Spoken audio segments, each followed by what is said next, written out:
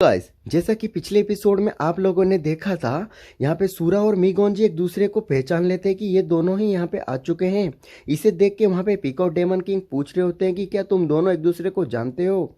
इसे देख के सूरा वहाँ पे मन में सोच रहा होता है कि ये तो फादर इन लॉ है, मतलब मीगोंजी के पापा है। यहाँ पे मीगोंजी भी इंट्रोड्यूस कर रही होती है कि ये सूरा है, मेरा ह्यूमन फ्रेंड है। ऐसे बोलने के बाद वहाँ पे वो इंट्रोड्यूस कर रही होती है कि सूरा ये मेरे फादर है।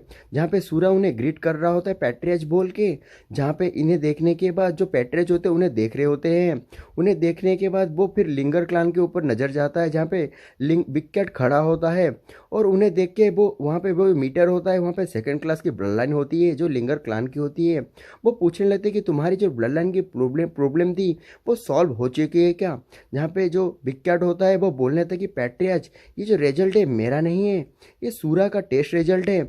इसे देख के जो पैट्रियज होते हैं पूरी तरह से शॉक हो गए होते हैं कि एक सेकंड क्लास ह्यूमन की ब्लड लाइन, क्योंकि इन्होंने अपने मीगोंजी के अलावा किसी के पास भी अभी तक इतनी रेयर ब्लड लाइन देखी नहीं थी।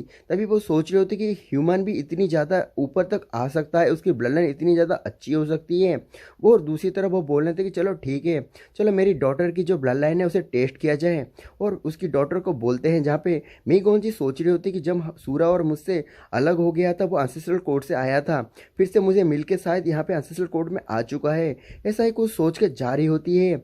जहाँ पे सूरा सोच रहा होता है कि मीगोंजी यहाँ पे पार्टिसिपेट करने आ चुकी है और मैं क्या करूँ, क्योंकि एक तरफ मीगोंजी है, दूसरी तरफ बिग कैट है।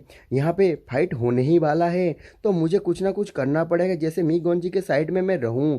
और ऐसा ही सोच रहा होता है। दूसरी तरफ वो सोचने लगता है कि मीगोंजी और मैं दोस्त थे और मैं और बिग कैट भी दोस्त हैं, तो मुझे क्या करना चाहिए। नहीं, मीगोंजी यहाँ पे पहली होने वाली है। दूसरी तरफ बोलने लगती कि मैं और मीगोंजी हम दोस्त नहीं है, उससे ज़्यादा है, तो मेरे पास कोई भी चॉइस नहीं बचता मीगोंजी के साथ लड़ने के अलावा।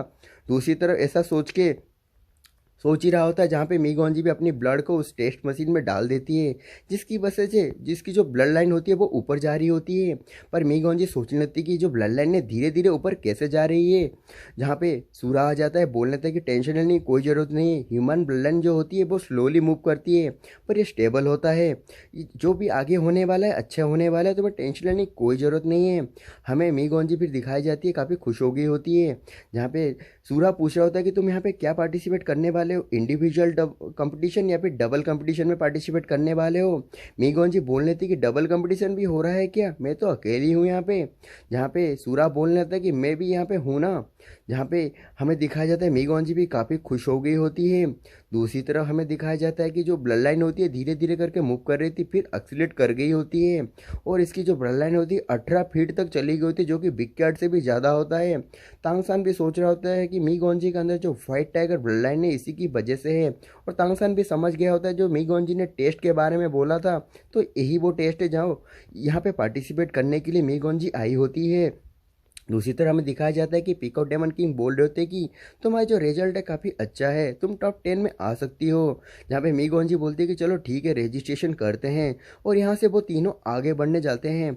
जहाँ पे वो जो लड़की होती है बोलने लगती है कि जो टूर्नामेंट होने वाली है काफ़ी ज़्यादा डिफरेंट है, यहाँ पे डिवाइड हो चुकी है सिंगल बैटल और डबल बैटल में, तो तुम क्या पार्टिसिपेट करना चाहते हो। जहाँ पे मीगोंजी अपने पापा से पूछ रही होती है कि क्या मैं यहाँ पे डबल कंपटीशन में पार्टिसिपेट कर सकता हूँ। वो पूछने लगते हैं कि तुम्हारा पार्टनर कौन होगा। जहाँ पे तांगसान बोलने लगते हैं कि मैं मीगोंजी को फॉलो करता हूँ और मैं उसके साथ फाइट करूँगा। जहाँ पे तांगसान ये सब चीज़ें बता रहा होता है पीकॉक डेमन किंग को। ये सुनने के बाद बिग कैट बोलने लगता है कि क्या, वो तो शॉक हो गया होता है। जहाँ पे वो तांगसान को देख के बोलने लगते कि क्या तुम तो अभी सेकंड क्लास की ब्लड लाइन है तुम्हारे पास, और तुम्हारी कल्टीवेशन भी 9th रैंक पे है। मुझे डर है कि तुम अगर फाइट करोगे तो वो अरेस्ट हो जाएगी मीगोंजी, क्योंकि तुम एक ह्यूमन हो, क्योंकि तुम एक नोबेल हो, भले ही तुम यहाँ पे एक ह्यूमन हो। यहाँ पे वो दिखा देता है सोर्स साइंड का टोकन। बोलने लगता है कि टेंशन लेने की कोई ज़रूरत नहीं है, इससे सब कुछ ठीक हो जाएगी, मेरे ऑफिशियल सर्टिफिकेशन है। जहाँ पे इसे देख के पीकॉक डेमन किंग सोच रहे होते हैं कि इसके पास सोर्स साइंड का भी टोकन है, मतलब डेमन एम्परर का टोकन है। इसे देख के वो भी शॉक हो गए होते हैं। हमें फिर दिखाया जाता है मीगोंजी भी बोलने लगते हैं कि सूरा बहुत ज़्यादा स्ट्रांग है। जहाँ पे वो सोचने लगती है कि इसके पास इतना पावर कैसे आया कि एक सोर्ड डेमन एम्परर के पास से भी इतने रिकॉग्निशन पा लिया है। दूसरी तरफ उनको डाउट होता है तो पूछ लेते हैं क्या तुम कैरी सिटी से हो।